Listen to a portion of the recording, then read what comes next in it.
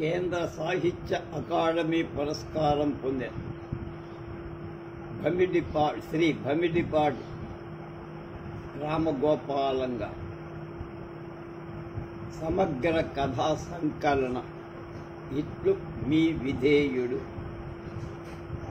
12వ భాగం 21/8/20. కథ పేరు 22.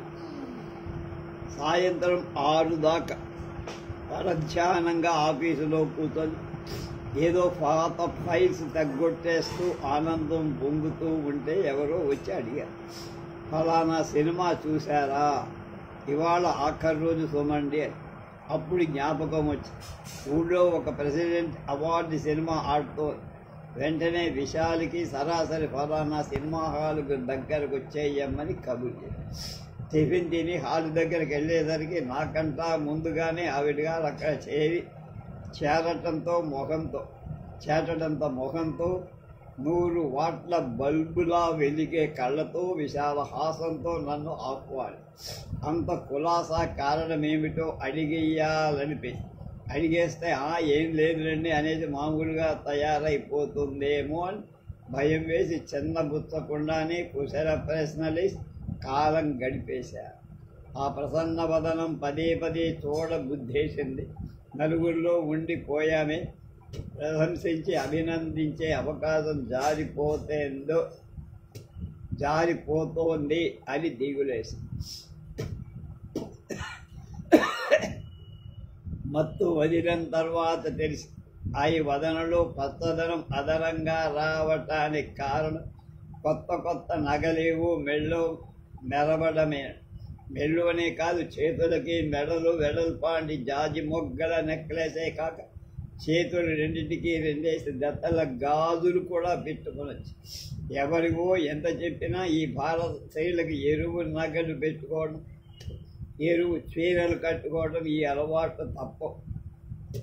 భారత స్త్రీ సంస్కృతిలో ఇవి ప్రత్యేక లక్షణాలుగా మిగిలిపోయి ఏదేమైనా ఎరువు నగలు పెట్టుకొని అంత మొహం చేసుకోవడం అనవసరం అనిపించింది. సినిమా చూశాం, ఇంటికి వచ్చాం, భోజనాలు కూడా కులాసాగా కబుర్లు చెప్పుకుంటూనే చేసేసాం. అయినా ఎరువు నగలు ఎందుకు తెచ్చావు, ఎవరివి, ఎరువు నగలతో అంత ఆనందం ఎలా పొందగలుగుతున్నారు?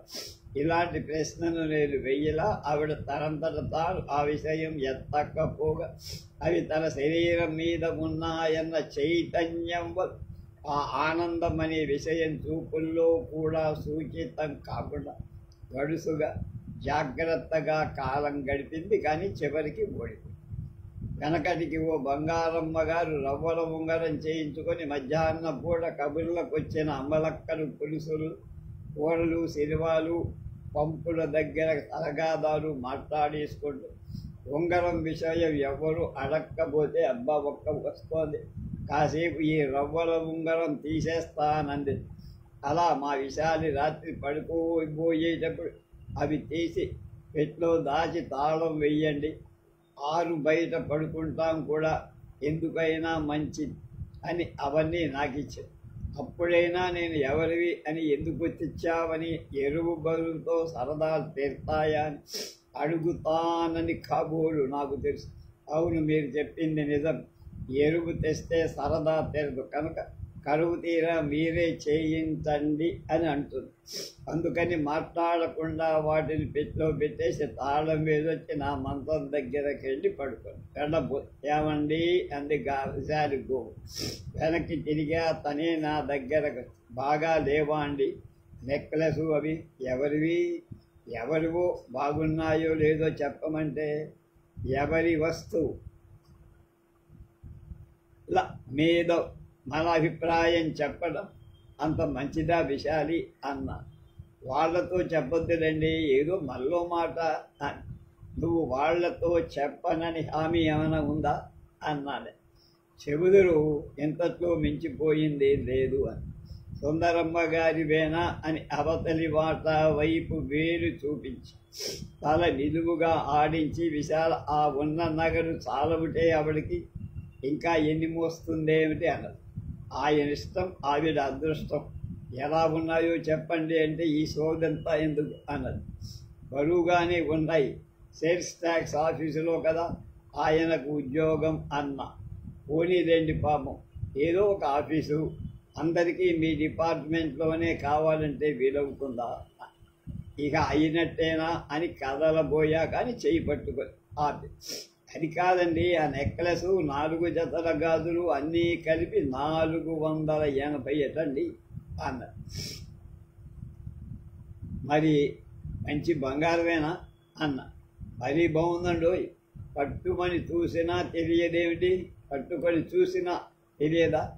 అచ్చం 22 క్యారెట్ల బంగారం అయితే ఈ ఊళ్ళోనే చేయించారా? చేసిన పనివాడెవడు, పనితనం బాగుంది కదండి, ఎవడో వీరభద్రం సినిమా హాల్ దగ్గర రిపోర్టు చేస్తానని చెప్పి మీ సుందరమ్మ గారు తెలిసిందా? ఆయన కూడా గవర్నమెంట్కు అతిథులుగా వెళ్ళిపోతారంటే బొక్కలో. దేశంలో బంగారం విలువలు ఎంత ఉన్నాయో తెలియక గవర్నమెంట్ చస్తూ ఉంటే గవర్నమెంట్ ఉద్యోగ ఇవ్వండి కూడా పెళ్ళానికి 22 క్యారెట్ల బంగారం, 18 క్యారెట్లే ఎప్పుడు పోయించారు, 22 క్యారెట్ల బంగారంతో నగలు చేయిస్తాడా? చేసిన వాడు ఏదో భుక్తి గడపక కూలికి కక్కుర్తి పడ్డాడే అనుకో, చదువుకున్నవాడు కదా, ఆయన బుద్ధి ఏమైందిట అన్న. సరేనండి, బొంగమూతి పెట్టింది విష. మిమ్మల్ని కొనమంటానేమో అని ముందరి కాళ్ళకి బంధాలు వేస్తున్నారని. నేనేం కొననని చెప్పలేదే, 14 క్యారెట్వి కావాలంటే నేను రెడీ. చాలండి నిర్వాహకం, ఎంతసేపు 14 క్యారెట్ల వస్తువులు, 40వ నెంబర్ నూల్చేర్లు అంటూ కూర్చుంటారే ఎప్పుడు. ఒక్కసారిగా ఆవేశం వచ్చిందామె. దేశం ఆర్థిక పరిస్థితి, గోల్డ్ స్టాండర్డ్ రిజర్వ్ బ్యాంకుకి బంగారపు నిలువలకి ఉండే అనుబంధం, ఈ విషయాల మీద ఉపన్యాసం ఇవ్వాలి. కానీ అప్పటికే రాత్రైపోయింది. తీక్షణంగా విశాలి కళ్ళల్లోకి చూసేసి గట్టిగా ఊపిరి పీల్చుకున్నా. దాంతో నా అయిష్టం వ్యక్తమైపోతుందనుక. కానీ విశాలి మళ్ళీ నెమ్మదిగా గోముగా గొంతు మార్చుకొని, అంత డబ్బు ఒక్కసారి ఇవ్వక్కలేదండి, మొదట 100 150 ఇచ్చి ఆ తర్వాత నెలకింత అని ఇవ్వచ్చు, అలా ఇచ్చేట్టు ఏర్పాటు చేస్తానందండి రుక్మిణమ్మ గారు. ఓహో, ఇందులో ఆవిడ కూడా ఉందరమ్మా. పిచ్చి వేషాలు మానేసి తెచ్చినవి తెచ్చినట్టు ఇచ్చాయి, ఎరువు సొమ్ము బరువు చేటు అనేసి వెళ్ళారు. రుక్మిణమ్మ గారిని మా ఇంటావిడ, అదే మా ఇంటి గలావిడే అనుకోండి. 1932లో అంటే ఆవిడకి 12 ఏళ్ళప్పుడు పెళ్ళి. పరుసటేడి అంటే ఆవిడకి 13 ఏళ్ళప్పుడే ఆయన పోయారు. అప్పటి నుంచి ఆవిడ తను గదిలో ఉండి మిగతా ఇంటిని 2 వాటాలు చేసి అద్దెకిచ్చి కాలక్షేపం చేశారు. మొగుడు పోయాక కొద్దిగా చదువుకొని పంతులమ్మాయి. ఆవిడికి మా విశాలకి అంత స్నేహం అయిపోవడం చిత్రం. బదిలీ అయినప్పుడు క్షణమైన ఆగకుండా వచ్చి జాలున్ కావలసింది సరే, ఏ సత్రంలోనైనా దిగుదాంలే అని ఎకాయకి సతీమణితో సామాన్తో సహా వచ్చి ఆఖరు రైల్లో ఆవిడ మేము ఓ కంపార్ట్మెంట్లో ఎక్కాం. అంతే, ఇక సత్రం లేదు, సన్యాసం లేదు. కొత్తగా మా ఊరికి బదిలీ అయి వస్తున్నారా అమ్మడు అని ఆవిడ ముచ్చటపడటం, ఇల్లేనా చూసుకోకుండా వచ్చేస్తున్నామండి అని ఈవిడ దిగులు పడటం. చూసుకోకపోతే ఏంలే అమ్మా, మా ఇంట్లో ఓ వాటా ఖాళీగా ఉందమ్మా అని ఆవిడ అర్ధోక్తిగా అనడం. ఆ తర్వాత ఈవిడ అర్ధగర్భితంగా నా వైపు ఓసారి చూడటం తప్ప వేరే ఏం అనకపో. ఆవిడ గడుసుగా నవ్వేసి, మాలాంటి వాళ్ళలో మీరుండరు కాబోలు అని తను నొచ్చుకున్నట్టు తెలియకుండా ఈవిని మెల్లగా ఒప్పించదు. అంతలో ఆవిడ ఇదైపోయి, అయ్యో ఎంత మాట్లాడుతున్నారు, వెళ్ళగానే మీ ఇల్లు చూసి కానీ ఇంకెక్కడా అద్దెళ్ళ కోసం పోగట్టా చెయ్యండి అని మా ఆవిడ హామీ ఇవ్వరు. అలా మేము స్టేషన్ నుంచి సరాసరి వాళ్ళింటికే వెళ్ళి అక్కడే ఈ 8 నెలల బట్టి సర్దుకొని ఉండిపోవటం వరకు వచ్చింది.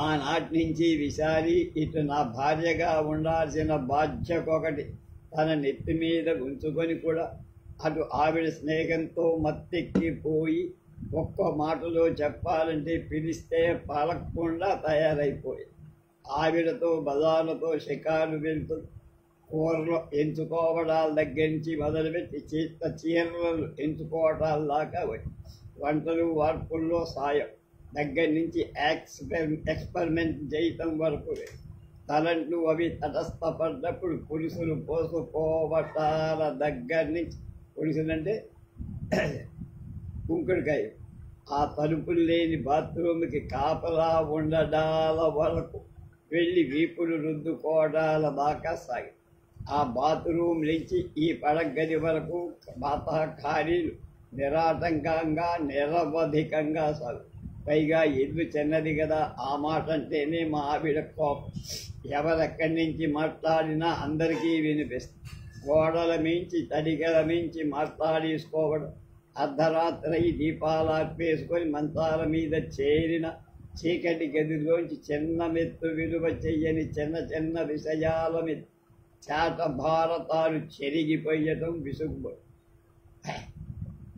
2-3 సార్లు ఏమే ఈ ఇల్లు చాలడం లేదే ఎక్కడికైనా మారిపోదామే అని నేను సూచిస్తే ఎందుకు ఎదురు చిన్న ఇల్లైనా ఏదో సర్దుకుంటున్నాగా అని సర్దేశాడు ఏం కూర వండుకోవటం అనే విషయం దగ్గర నుంచి పక్కలెక్కడ వేసుకోవడం అనే సమస్య వరకు ఆవిడ సలహాలు ఇవ్వకమ్మా ఈవిడి అడక్కమ్మా ఏమిటమ్మా చిలక గోరింకల్లాగా ఇద్దరున్నప్పుడే ఒళ్ళు పచ్చగా ఇంత బంగారం పెట్టుకోవాలిగా ఆనక 4-5 పిల్లలు పుట్టాక చేయించుకుందామనుకుంటే మాత్రం అవుతుందా అని మా విశాలిని ఎగయ్యటం ఆవిడ పురికొల్పడు 1-2 సార్లు నాతోనే అంది కూడా ఆవిడ బంగారం ఎలాగైనా కొనుక్కోవాలన్న ఈ పట్టుదల విశాల కలగటానికి కారణం ఆవిడ ప్రోద్బలమే ఇలాంటి నగలు తనిఖీ చేయించమని పీకల మీద కూతుంటుంది కాబోలు ఆవిడ అంటే మా ఆవిడ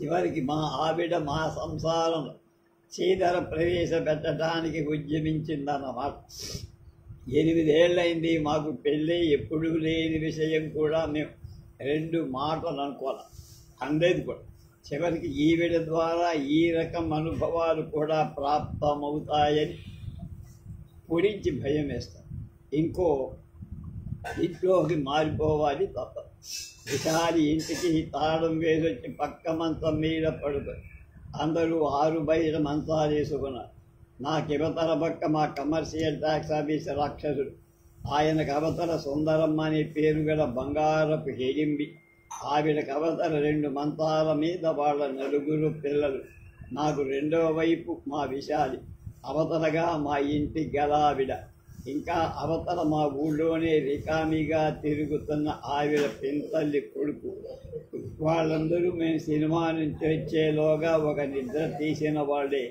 మేము రావటం భోజనాలు చేయటం ఈ హడావిడికి మెలకువలు వచ్చాయి కావు మళ్ళా కబుర్లకు లంకిస్తున్నాం వరుసగా తీవ్రంగా కాకపోయినా అప్పుడో మాట ఇప్పుడో మాట అనుకుంటాం నేను వాళ్లతో ఎక్కువగా మాట్లాడనని వాళ్ళకందరికీ తెలుసు అంచేత పలకరించడం విశాలి రాగానే వాడు సినిమా ఏమిటి ఎలా ఉంది అనే నెపంతో సంభాషణ ప్రారంభించి నగలెల్లా ఉన్నాయంటాడు మీ ఆయన అని అడిగి మరి మీకు చేయించడం మాయితేమిటి అని పంచాయతీ చేస్తారేమో వాళ్ళతో ఎలా యుద్ధం చెయ్యటం అని ఎప్పుడో చదివిన ఎకనామిక్స్ పాఠాలు జ్ఞాపకం తెచ్చుకో ఏదో పని మీద ఈ ఊరొచ్చి 3 రోజులుండి అప్పుడే వెళ్ళిపోయాడు రాధాకృష్ణమూర్తి వెళ్తూ వాడాడిన మాటలు వింటుంటే నాడు విశాలి మీద చాలా కోపం వేరే హోటల్లో దిగితే ఏడుస్తావని మీ ఇంటికి వచ్చినందుకు బాగా చేసావురా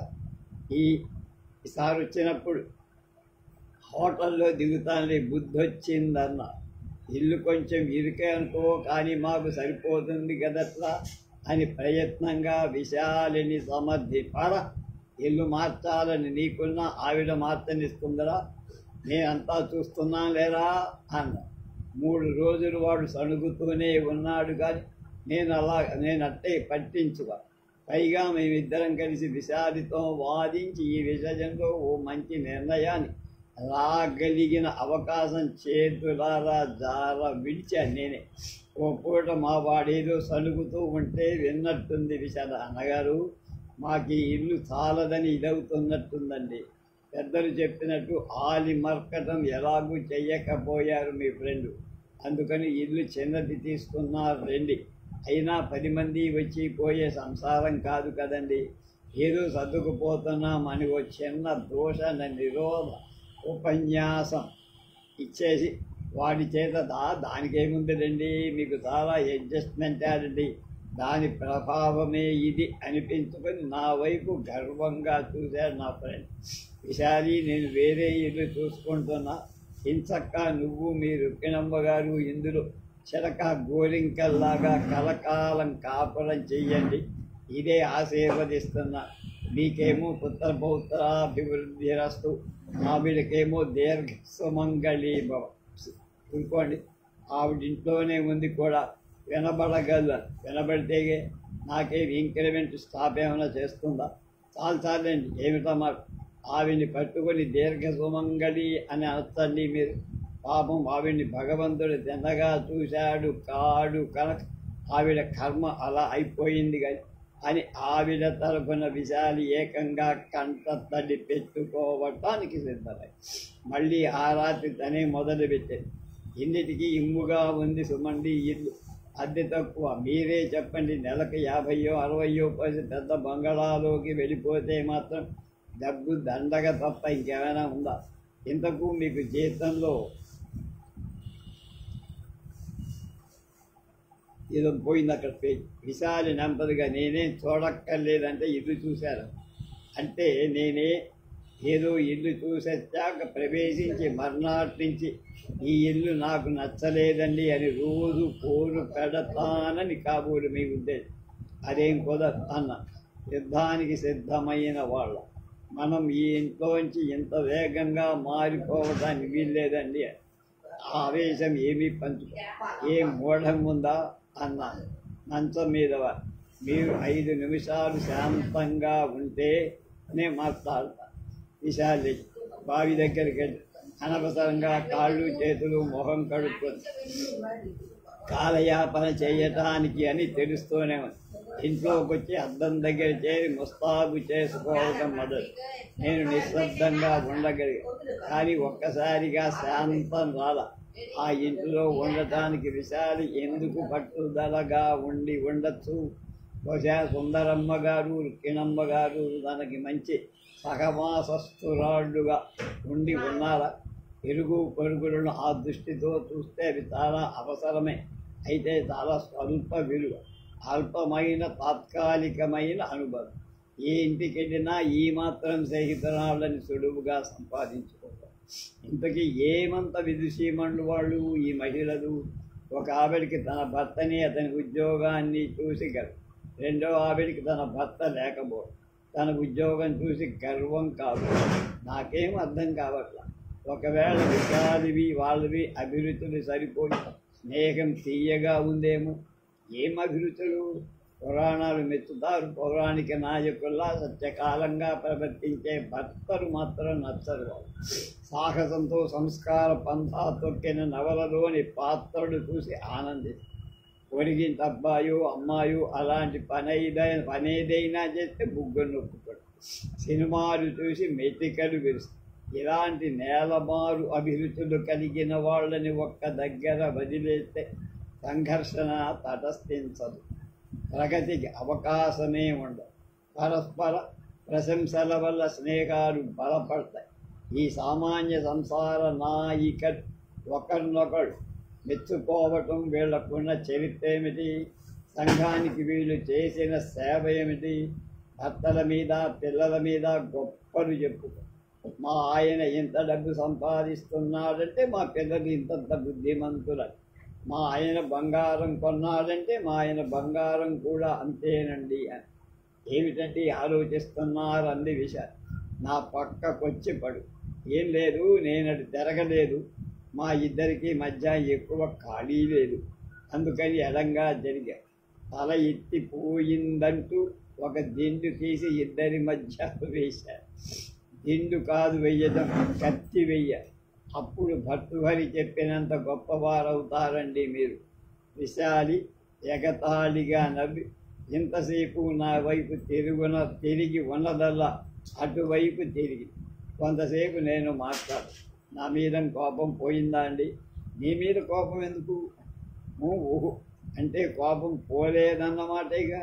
అయినా మీరు కోపం లేదంటున్నారు కనుక నేను అడిగిన దానిలో సమాధానం చెప్తారా? అంటే నేను అడిగేదాన్ని మీరు చెప్పేవాళ్ళు అన్న దృష్టితో కాదనుకోండి.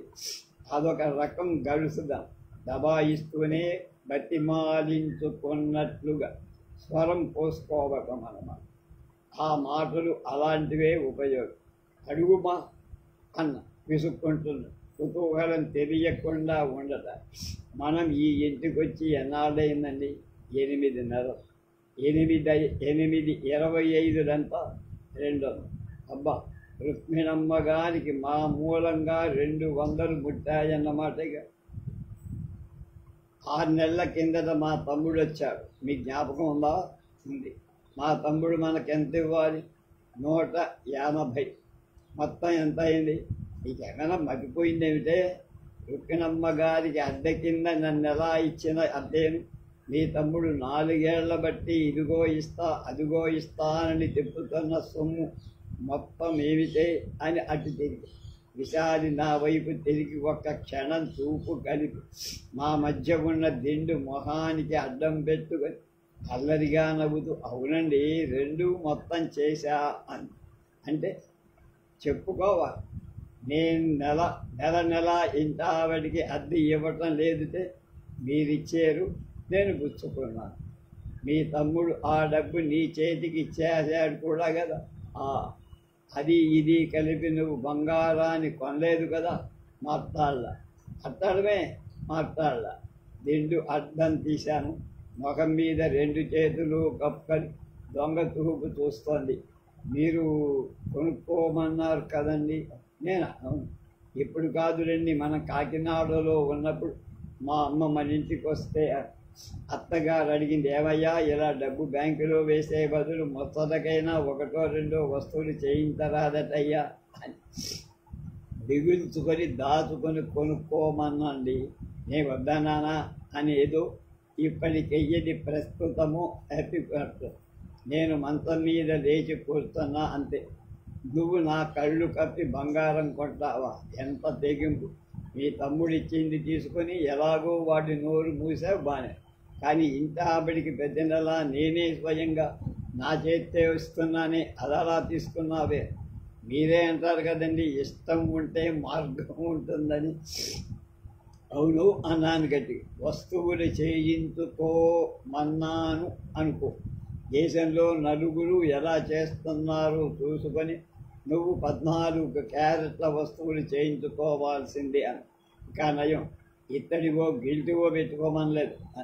గిల్టువి 14 క్యారెట్లవి ఒకటేనా అన్న. ఎందుకు అడ్డదిడ్డంగా మాట్లాడతావు? ఇంకా ఆ మాటకొస్తే గిల్టే నయం అండి. ఈ 14 క్యారెట్ల వస్తువులు పెట్టుకుంటే ఒళ్ళంతా మంటలట. మొన్న నాకు ఆవిడ చూపించింది. పాపం మెడ మీద గుండెల మీద ఎర్రగా పెద్ద మచ్చలు, ఒకటే దొరదం. ఆ మచ్చలు పడ్డ చోటల్లా అదంతా రాగి ఎక్కువగా కలపటం వల్ల. ఇలాంటి కాశీమజిని కథలు నా దగ్గర చెప్ప. సరే, జరిగిందేదో జరిగింది. రేపు పొద్దుటే లేచి ఆ వస్తువులు మర్యాదగా నాకు అప్పచెప్పు. నాకు విరుద్ధంగా నువ్వు చేసిందంతా ఎలాగో సర్దుకుందాం, కానీ చట్టానికి విరుద్ధంగా నువ్వు చేసిన దాన్ని క్షమించటానికి నాకు పవర్స్ లేవు. 22 క్యారెట్ల బంగారం స్టేట్ బ్యాంక్ ద్వారా గవర్నమెంట్ పరం చెయ్యాల్సిందే అని. ఎంత ప్లాన్! రుక్మిణమ్మ గారి డబ్బు తర్వాత ఎప్పుడో నెల కింద అని ఇచ్చేటట్టు ఒప్పందమట. మొత్తం పడ్డది 300, నెలకి 20 25 ఇమ్మందిట. నాకు తెలిసిపోయిన తర్వాత ఎంత ఇవ్వాలో ఎలా ఇవ్వాలి నేనే చూసుకుంటాననే ధైర్యంట. అందుకని ఆవిడికి నమ్మకం దానికి వీలుగా మేం ఆ అప్పు తీసేదాకా ఈ ఇంట్లోనే ఉండాలి. పైగా మాకు ఆ మాత్రం సాయం చేసినందుకు తనకు ఈ మాత్రం సాయం చెయ్యరా అని మేము వెళ్ళిపోతే ఆ ఇంటికి మళ్ళీ ఎలాంటి వాళ్ళు వస్తారు, అద్దె తిన్నగా ఇస్తారు ఇవ్వరు, రాత్రి పగలు ఎలాంటి మనుషులు ఎలాంటి జులుం చేస్తారు, అలా భయపడి చాలా ఇదైందిట. ఆల్ రైట్, ఆవిడ అప్పు రేపే బ్యాంకులో డ్రా చేసి తెచ్చి ముఖం మీద కొడతా. వడ్డీ కూడా కావాలంటే ఇద్దాం, కానీ 2 షరతులే. ఒకటి, ఇలాంటి ఇంట్లో మనం ఒక్కరోజు కూడా ఉండటానికి వీలు లేదు. 2, చట్టానికి వ్యతిరేకంగా నా కస్టడీలో అంటే నీ దగ్గర 22 క్యారెట్ల బంగారం ఉండటానికి అస్సలు వీలు.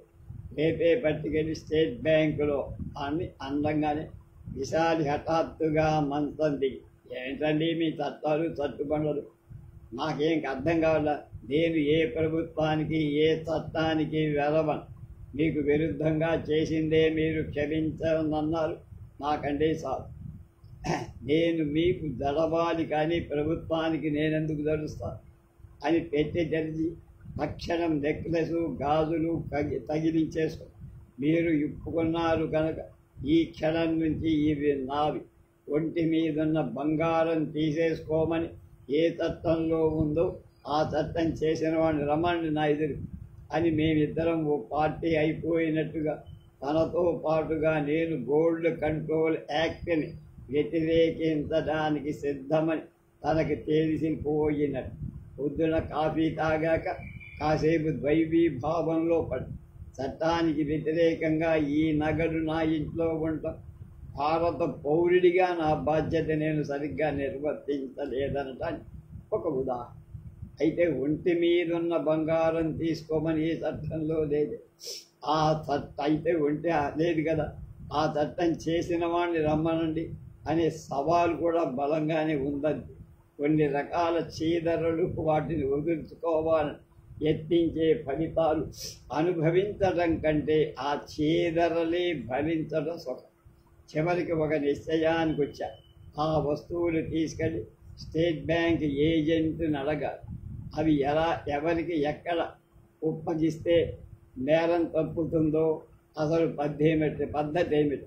విశాలి కోసం చూసా, ఏదో మంత్రాంగం కోసం పక్క వాటాలోకి వెళ్ళినట్టుంది. నేనే క్యాకెట్ గబగబలాడుతూ వచ్చింది విశాలి. మొహం కలకల్లాడుతుంది, ఒళ్ళంతా మిలమిల్లాడుతుంది. సంతోషం 2 రెట్టయింది. కారణమేమి? పాపం ఆవిడ ప్రాణం కనుక ఆడవాళ్ల కష్ట సుఖాలు గుర్తుంటుంది కన్నా మగనీరాలండి అని చేతిలో వార్తాపత్రిక నా చేతికిచ్చి 2 చేతులు నడుముకి 2 వైపులా మడిచి పెట్టుకొని ఇప్పుడేమంటారు అన్న ప్రశ్న కనుబొమ్మలు ఎగరేస్తూ అడగకుండానే అడిగి పేపర్ చదివా. 22 క్యారెట్ల బంగారంతో నగల తయారీకి ప్రధాని అనుమతి. కాసేపు గోల్డ్ కంట్రోల్ యాక్ట్ సంస్మరణార్థం మౌనం వహించా. బజారుకి వెళ్ళబోతూ గుమ్మం దాటా. బజారులో క్యారెట్లు దొరికితే తీసుకురండి, మంచి 22 క్యారెట్ల హల్వా చేసి పెడతా తిందురు కానీ అని విశాలి కేకేసినట్టుంది. అద్భుతంగా. తర్వాత సర్వే జనా సుఖినో భవంతు, ఇది కథ పేరు. చెప్పవలసినవన్నీ పని వాళ్ళకి చెప్పేసి టౌన్ పోదామని రోడ్డు పక్క నిలబెట్టి జీపులో డ్రైవర్ సీటులో కూర్చుంటుంది. ఇంతలోనే నమస్కారం సార్ అని ఒక కొత్త గొంతులో పలకరి. జీపు పక్కనే సైకిల్ ఆగడం, దాని మించి సింహాచలం దిగడం. వెనక నేను సర్వే డిపార్ట్మెంట్లో పనిచేసినప్పుడు స్థలాలు కొలవడానికి ఉపయోగించే గుడుసు పట్టుకుండి ఉండే చైర్మన్లలో ఒకడు ఈ సింహాచలం. ఏంట్రో ఈ సంగతి అన్నారు ముఖానికి నవ్వుకులు. బెందుర్తి బంగళాకాడ మా ఇన్స్పెక్టర్ సుబ్బారావు గోడ్ క్యాంప్ సార్ 6తో వచ్చామండి. నేను అప్పల సాబీని అన్న. ఓహో, బాగున్నారా సార్ తమరు, అమ్మగారు, అమ్మాయి గారు? అరేరా, సుబ్బారావు గారు ఉన్నారా? బంగళా కాడ నేరండి. హై స్కూల్ జాగబలు ఉన్నారు అంటే అక్కడ ఉన్నారు. అక్కడేంటిరా కొలత కాదండి. నవ్వాగుకోలేకపోయాడు సింహాలు. చెయ్యికి లింగు నేరుస్తాను రండి. సైకిల్ నేర్చుకున్నారు. సుబ్బారావు గారు, నేను సర్వే డిపార్ట్మెంట్లో కొన్నప్పుడు నాకు పై అధికారి. నేను డిప్యూటీ సర్వేయర్గా చేరినప్పటికీ ఆయన సర్వేయర్. నేను సర్వేయర్గా ప్రమోషన్ తెచ్చుకునే నాడు ఆయన హెడ్ సర్వేయర్. నేను సర్వేయర్గా ఉన్నప్పుడు ఆయన ఇన్స్పెక్టర్ కూడా అయ్యారు. ఈ లోపుగా నాకు అందులో విసుగుపడి గొట్టపు బాబుల తవ్వకం కాంట్రాక్టులు తీసుకుంటూ ఆ ఉద్యోగం మానేశాను. ఆయనకి 40 ఏళ్ళు దాటుతారు. హై స్కూల్ గ్రౌండ్స్లో సుబ్బారావు గారు సైకిల్ తొక్కడం నేర్చుకుంటున్నా. ముందు హ్యాండిల్ ఒక చైర్మన్ పట్టుకున్న, వెనకాల సీటు క్యారేజీ కలిసి ఇంకోడు. సర్కస్లో గొడుగు పట్టుకొని వైరు మీద నడిచే అమ్మాయిలా ఊగుతూ జోగుతూ పెడలింగ్ చేస్తున్నాడు సుబ్బారావు వ్యక్తిగా చాలా మంచి ఆయన. తన సిబ్బందిని కింద వాళ్ళుగా కాక తోటి వాళ్ళుగా చూసేవాడు. సర్వే ఉద్యోగం చేయటానికి గుడ్డులా కష్టపడగలడం ప్రధానం. రెండోది చక్కని దస్తూరి, ముచ్చటైన అంకెలు. మూడోది కరణం గారి అరుగు మీద కానీ, మున్సబు గారి పశువుల కొట్టంలో కానీ, పాత్రుడి గారి కళ్ళలో కానీ ఓపికగా వంట చేసుకొని సుష్టుగా భోజనం చెయ్యగలగ. శీతల జలస్నానం, భూతల శయనం, ఒంటిపూట అశనంబులు, నాటిగల బ్రహ్మచర్యం అని వచ్చే సాగు పద్యానికి 4వ చరణంగా నాతరమా సర్వే పార్టీ నౌకరి చేయన్ అని కలిపి దాని సర్వేకి అనువర్తింపు చేసింది సుబ్బారావు గారు. అలా నాతరమా సర్వే సాగర మీదను నలిన దళే క్షణరామ అనుకోకుండా సుబ్బారావు తాను స్వయంగా కష్టపడుతూ తను నిర్దేశించిన విధంగా కష్టపడగల ప్రతి ఒక్కరిని అభిమానించేవారు. అది గదాధర పట్నాయక్ కానీ, చార్లెస్ ఓబడు కానీ, సయ్యద్ మహమ్మద్ కానీ. ఎంత దూరమైనా సరే నడిచెయ్యటమే ఆయన కాదు. బస్సు ఉంది సార్, ఇంకో గంటలో అంటే ఆ గంట సేపట్లో 4 మైళ్ళు నడవ. ఆ తర్వాత ఎలాగో నాటు రాదారే కదా, ఆ మాత్రం దానికి బస్సు ఎక్కడం ఎందుకు, పదండి సరదాగా కబుర్లు చెప్పుకుంటూ నడుద్దాం అనేవాడైన ముందుగా అడుగేస్తూ. అప్పటి కథ 1858 నాటి. విశాఖపట్నం నుంచి చోడవరానికి, శృంగవరపు కోటకు, అనకాపల్లికి, విజయనగరానికి ఈ పెందుర్తి 4 రోడ్ల జంక్షన్ ద్వారా రోజుకు 2 బస్సులు ఇటు అటు నడిచాయి. మళ్ళా పొద్దుపోయేదాకా అవే వెనక్కి రావాలి. అందుకే సుబ్బారావు గారు నడకే మంచిదని. అలాంటి సుబ్బారావు గారు 40 ఏళ్ళు వెళ్ళాక సైకిల్ తొక్కడం నేర్చుకోవాలనిపించిన. కీళ్ళ నొప్పులా అని అడిగా. కీళ్ళ నొప్పులు లేవు, కాళ్ళు నొప్పులు లేవని. అంతా రాత. మీ రాత బాగానే ఉంటుంది కదా. ఆయన చేతి రాత బాగానే ఉంటుంది కానీ తలరాత అలా తగలడుతుంది ఎప్పటికప్పుడు. లేకపోతే 60 ఏళ్ళు అగ్నిగండం అన్నట్టుగా ఇదేమి చెప్పు నాకు ఈ పాటలు అన్న. అలా బంగళాకి వెళ్దామని నన్ను లాక్కెళ్ళాడు సుబ్బారావు గారు. భోజనం పెడతారా అన్నా. నవ్వు. అదెంత భాగ్యం. నిజంగానండి ఈ గురువు గారు, హాస్యం కాదు. మీ చేతి భోజనం రుచి చూసి ఎన్నాళ్ళయిందో. సర్వే ఉద్యోగానికి రాజీనామా చేసి పోగొట్టుకున్న మహద్భాగ్యాలు మీ భోజనం మిస్ అవ్వటం ఒకటే. ఓయా మరీ వెక్కిరిస్తావు. సర్వే ఉద్యోగాల్లో భాగ్యాలు ఒకట, బాధలే అన్నీ. నడు ఎంత కొన్నావు ఈ జీప్, నువ్వే నడిపేస్తున్నావా అంటూ జీప్ ఎక్కి కూర్చున్నా. నేనే డ్రైవర్ ఉన్నాడనుకోండి, అయినా నాకు సార్ ఏదైతే గోపాలం గారే అంటూ బంగాళాలోకి చేరకముందే జీపు తప్పుడు విని మళ్ళీ ఏ మొగుడొచ్చాడో అనుకుంటూ పరుగుల్లాంటి నడకతో ఎదురొచ్చిన రామచంద్రరాజు కనపడ్డాడు.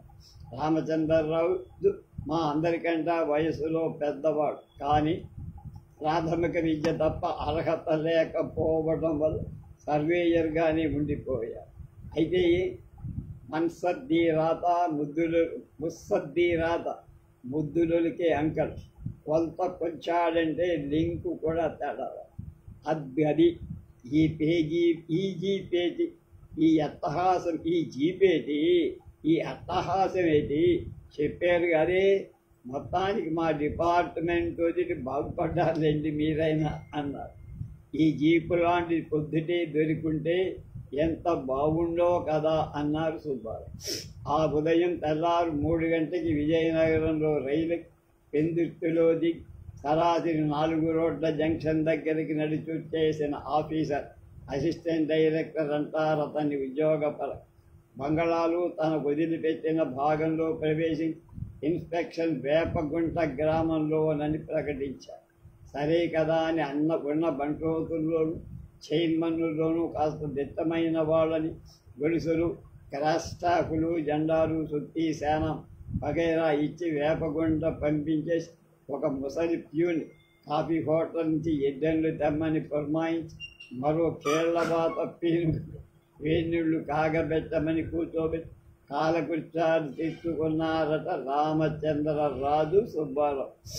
6:30 కాకుండానే 4 రోడ్ల జంక్షన్కి వచ్చి విశాఖపట్నం వెళ్ళే బస్సు కోసం చూస్తే ఇంకే ఉంది, ప్రతి బస్సులోనూ కిక్కిరిసిన జనం నిలబడ్డవాడు, వెళ్ళాడేవాడు, టాప్ మీద కూర్చున్నవాడు.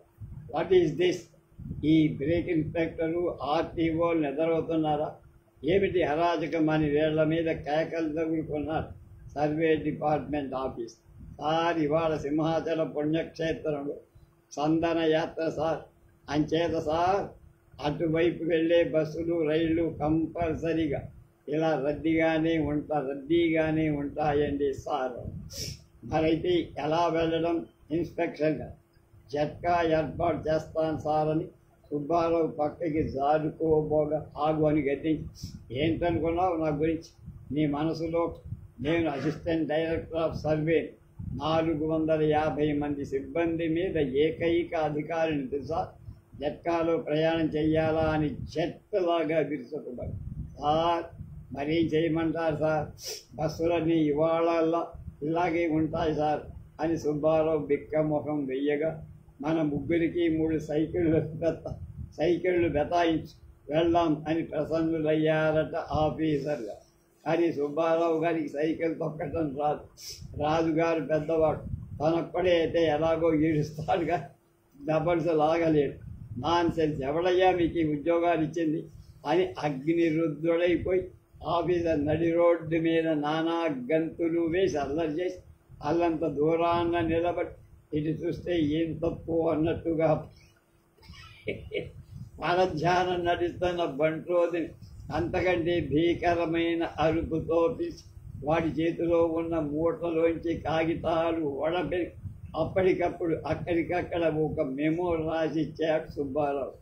అందింది అని రాయించి సంతకం తీసుకుని ఇందు మూలంగా తెలియజేయటం ఏమనగా, మన విజయనగరం సర్వే పార్టీ నెంబర్ 4లో ఎగ్జిక్యూటివ్ బయట తిరిగి పనిచేసే ఉద్యోగులు కొందరికి సైకిల్ తొక్కడం రాదని దిగువ సంతకం చేసిన వారి దృష్టికి తీసుకురాబట్టి ఇది చాలా పెద్ద లోటు, గొప్ప విరితి కనుక శ్రీ వి సుబ్బారావు అనే ఇన్స్పెక్టర్ నంబర్ 2 ఈ మెమో అందిన 24 గంటల్లోగా సైకిల్ తొక్కడం నేర్చుకున్నట్టు మాకు ధృవపడకపోతే ఈ విషయం రెవెన్యూ బోర్డుకి రిపోర్టు సదర్ సుబ్బారావు హెడ్ సర్వేయర్గా రివర్షన్ చెయ్యమని సిఫార్సు చేయబడుతుంది. అది ఆ మెమో. అలా మెమో ఇచ్చేందాకా సాయంకాలం లోపుగా సైకిల్ తొక్కుతూ కనిపించి సరే లేకపోతే నా సంగతి తెలుసు కదా అని బెదిరించి రేపు తెల్లారి 6 గంటలకి ఇక్కడి నుంచే రిపోర్టు పంపేస్తాయేమనుకున్నావు అని ముఖం స్పష్టంగా కూడా హెచ్చరించి, ఇదిగో ఆ బస్సు ఖాళీగా పెడుతోంది, దాంట్లో నేను అనకాపల్లి వెళ్ళిపోతా, అనకాపల్లి తహసీల్దార్తో నాకు 2-3 ఫైళ్ళ మీద డిస్కషన్ ఉందని చెప్పేసి ఎక్కువ అప్పలస్వామి ఆ బస్సు ఎక్కువ అని గదమాయించి అదే అంతా విని పక్క నవ్వా. గొప్ప ఎముడే దొరికాడు మీకు గురువు గారు. సుబ్బారావు గారు కుంపడి మీద ఉడుకుతున్న కూర దించి పోపు పెట్టడంలో ఇక్కడే కాదండి, ఇలా 2-3 చోట్ల ఎగిరిగిరి పడ్డాడండి ఆయన. సైకిల్ తొక్కడం రానోళ్ల మీద కిందటేడు డిసెంబర్లో కావాలి శ్రీకాకుళం జిల్లా రాజాంలో క్యాంపేజ్ పొందూరు దగ్గర సిరిపురానికి 10 మైళ్ళు సైకిల్ మీద పయనమయ్యాడండి. నేనండి మొయ్యిద సింహాచలం గారండి, మరి సామిరాజండి, అలా అల్లాడు లేడండి శివరాం పట్నాయక్ అండి. ఇంతమంది రమ్మన్నాడు. ఏది బంట్రోతులు 10 మంది కాక మేమంతానంలోయి వాడు కాక.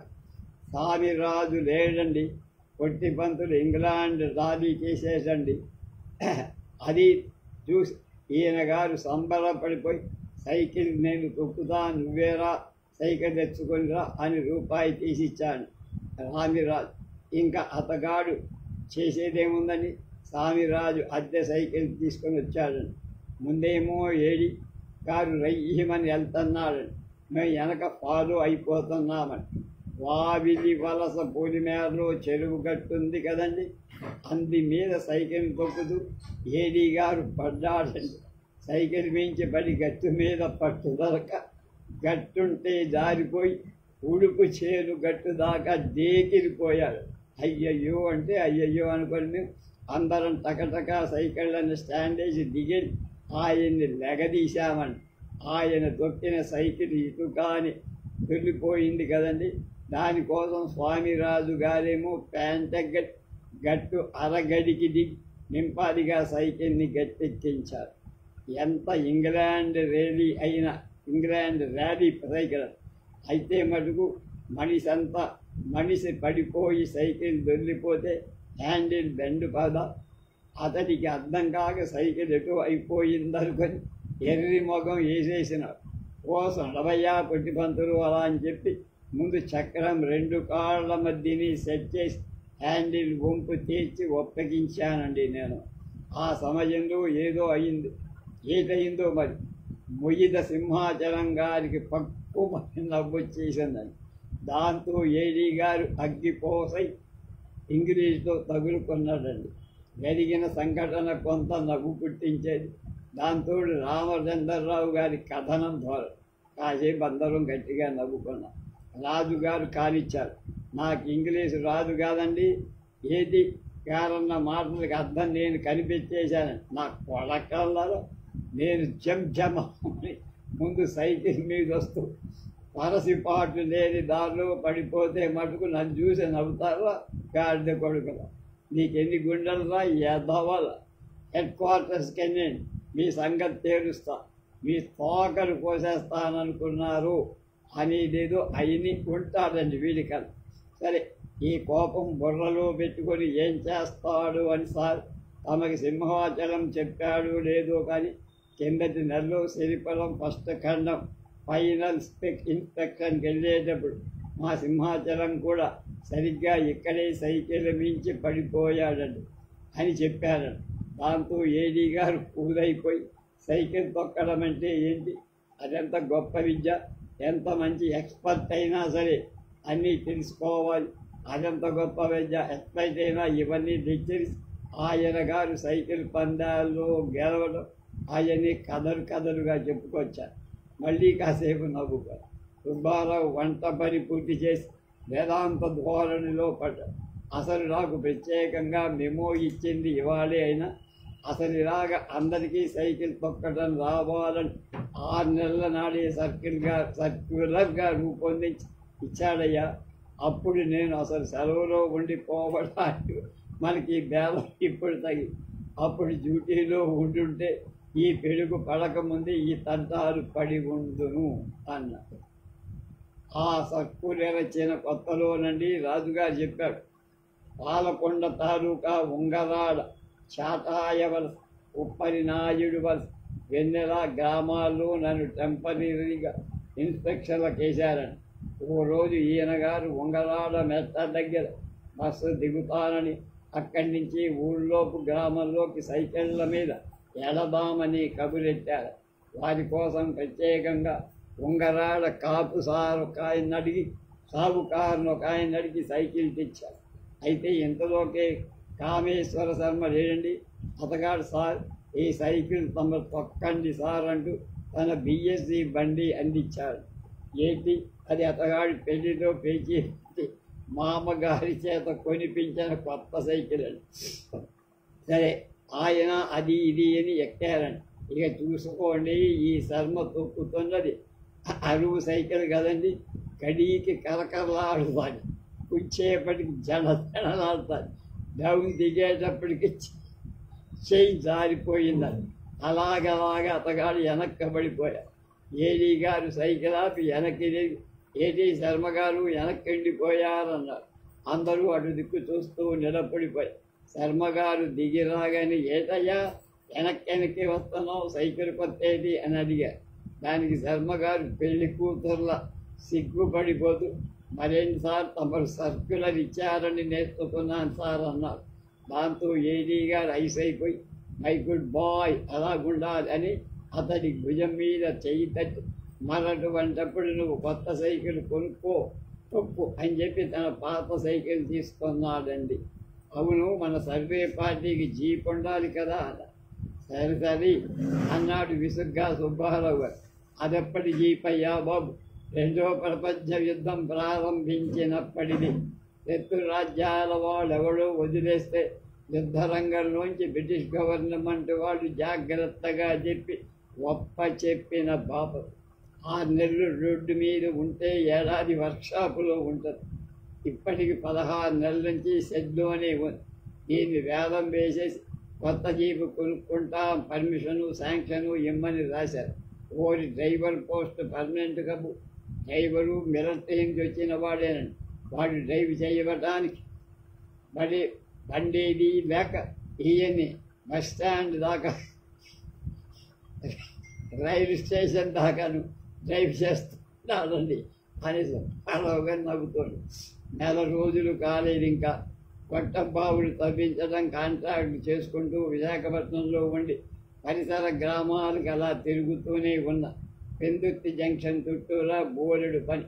అటు మంగళిపాలెం నుంచి వేపగుంట వరకు, ఇటు సొంట్యాం నుండి సబ్బం వరకు అలా పనులు వస్తూనే ఉన్నాయి. ఆ హై స్కూల్ గ్రౌండ్స్ పక్క నుంచి వెళుతున్నప్పుడల్లా సుబ్బారావు గారు సైకిల్ నేర్చుకోవటం సంఘటన కులాసాగా కొనిపచ్చి గుర్తొచ్చి కులాసాగా కలుగుతూనే ఉంది, వినోదిస్తూనే ఉంది. ఒకటి మాత్రం నిజం, సుబ్బారావు గారు ఈ మాట కనిపిస్తే నడుస్తూ మాత్రం కనిపించారు. అది నిజం. వాహనంలో సుఖమే అదాలి. సైకిల్ తొక్కేవాడు సోడా తాగటానికి ఢిల్లీ కొట్టు దగ్గర ఆగుతాడు కానీ దిగడు. స్కూటర్ ఆసామి బజారుకి వెళ్ళినా స్కూటర్ తెస్తాడు.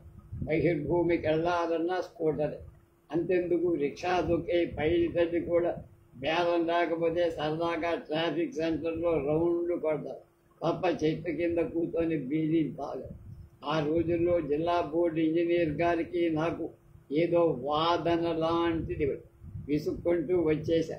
హాస్పిటల్ డౌన్లో పోలీస్ క్వార్టర్స్ వైపు నా సుబ్బారావు గారు నడుస్తూ నాకు ఎదురు కన్ను. తక్కువని సడన్ బ్రేక్ వేసి ఆపారు. అమ్మయ్య నువ్వుటయ్యా శానాళ్ళకని పలకరించారు. ఇదేం సార్ నడుస్తున్నారు, ఏదో అది సైకిల్ తీసుకొని తొక్కుతూ కనిపిస్తారని ఎదురు చూస్తున్నారు. చాలా విశాలంగా నవ్వాడు సుబ్బారావు. అది సరే కానీ నన్ను ఈ జీపులో ఎక్కించుకొని హాస్పిటల్లోకి అర్జెంటుగా తీసుకెళ్ళాలయ్యా. ఎంత దూరం ఉంది కనుక నడిచి వెళ్ళలేరు, అందులో మీలాంటి వాకింగ్ టైగర్ అన్నాను. వేళాకోవడం టైం లేదు కానీ 11 దాటిపోయింది. ఆయన గారికి 10:30-11 లోపలే భోజనం అలవాడు అని బతిమాలి ధోరణిలో పడి ఆయన అంటే అదేనయ్యా బాబు మా ఏడీ గారు. ఇప్పుడు అందరూ అతని సైకిల్ స్పెషలిస్ట్ అని వేళాకోవడం చేస్తున్నారు. పాపమాయే చచ్చిపోవాలి కదయ్యా. 3 వారాలైంది ఈనాడు. చోడవరం తాలూకా వెంకన్నపాలెంలో క్యాంపు, అనకాపల్లి తాలూకా గ్రామాల సర్వే, గెజిటెడ్ ఆఫీసర్ ఫైనల్ ఇన్స్పెక్షన్లు. ఆ రోజు తుమ్ముపాలలో ఇన్స్పెక్షన్. మామూలే సైకిల్ తెయ్యమన్నాడు సర్వేశ్వరరావు. అదే సర్వే పార్టీ అసిస్టెంట్ డైరెక్టర్. 2-3 మైళ్ళ వరకు బాగానే ఉన్నారు. తన వెంటనే సిరి వచ్చి లచ్చి వెంటనే అవరోధ వ్రాతముననే పద్యంలో చెప్పినట్టు ముందు సర్వేశ్వరరావు గారు వెనక ఒక ఇన్స్పెక్టరు, ఇద్దరు హెడ్ సర్వేలు, ఆ వెనక ఇద్దరేసి డెప్యూటీ సర్వేయర్లు సర్వే, వాళ్ళ వెనక ఈ 10 మంది చైర్మన్లు ప్యూర్. సర్వేశ్వరరావు గారు అందరికంటే జమ్మని వెళుతున్నారు. అసలే అధికారి, సైకిల్ ప్రవీణ్, అందులో మంచి సిమెంట్ రోడ్, ఆఘ మేఘాల మీద పోతున్నారు. 3 మైళ్ళ వరకు కాగానే వెళ్ళారు అందరూ. ఇంతలోనే ఎక్కడి నుంచి వచ్చాడు వెంకన్న పాలెం వైపు నుంచి ఒక సైకిల్ వేరుడు చకచక అందరినీ దాటుకొని ముందుకు వెళ్ళిపోతున్నారు. ఓ పక్క బెరుకొడుతూ, ఓ పక్క నోటితో సైడు అటు సైడు అంటూ అరుస్తూ పెడుతూ మహా తొందర. ఎవడయ్యా వీడు, మన ఏడీ గారి కంటే ఎక్స్పర్ట్ లాగున్నాడు అని వాడికంటే వెనకబడి ఉండే జోకేసుకున్నారు ఉద్యోగుల బృందం. అవునండి, ఆడు గొప్ప కరోడా అండి, ఆడి రాజు పేట తుంపాల పంచదార పందార మిల్లులో పనిచేస్తాడు. ఆడు రోజు ఇంతేనండి. ఆడు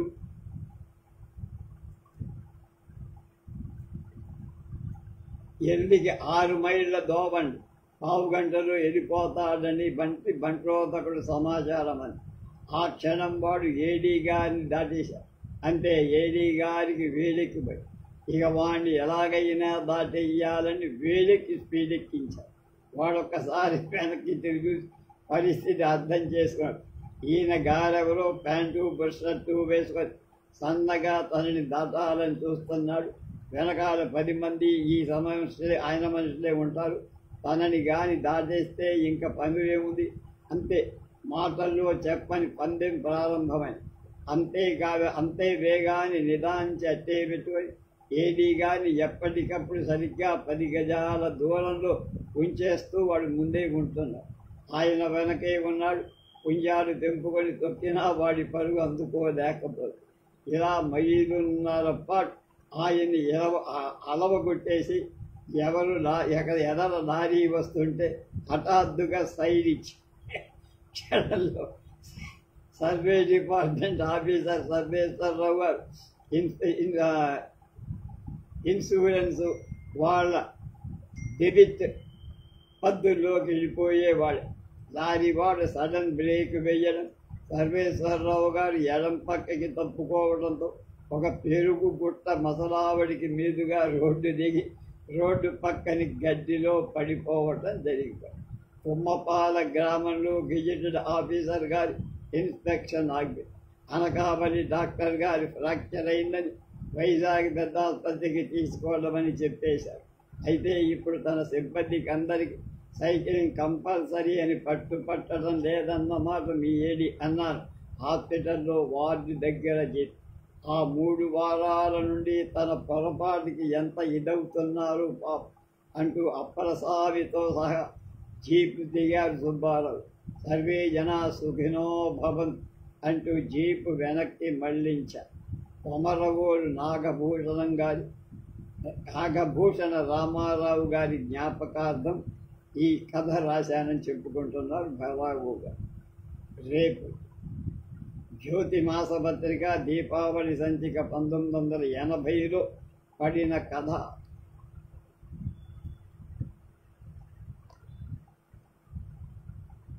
దయచెయ్యండి, దాన్ని తెలుసుకో.